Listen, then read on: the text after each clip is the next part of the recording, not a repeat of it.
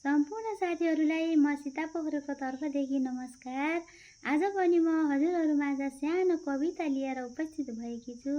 सुनिदिनुहोला बाँकी कविताबाट। सुनौ र बुझौ साथी र सँगी देशको बयना, हामी छौं दुखी छैन हामीलाई कहिल्यै आएन। हामी छौं दुखी छैन हामीलाई कहिल्यै आएन। जनतालाई अनेक कर संहिता ल्याएर, देशै र लुट्ने शासकहरू बस्दछन् अगाएर। देशै र लुट्ने शासकहरू बस्दछन् अगाएर।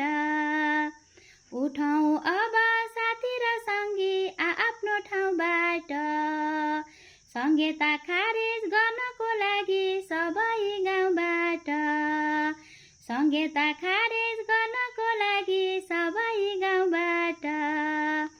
जनतासँग कर सुन्ने मन्त्री पाल्न हो, संहिताको विरोध गर्ने त्यसैलाई फाल्न हो। संहिताको विरोध गर्ने त्यसैलाई फाल्न हो।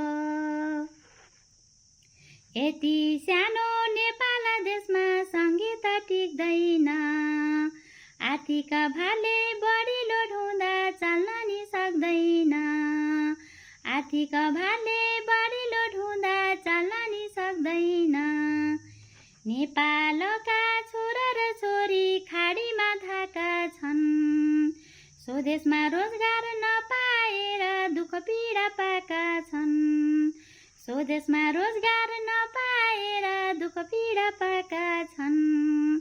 सुन साथी सँगै सरकार भूमि माफियाको हातमा छ, विदेशी दलाल भ्रष्टाचारी यिनकै हातमा छ।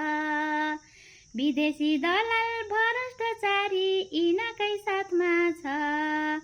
यी सबै मिली घुसखोरीमा दिनहुँ बग्या छन्।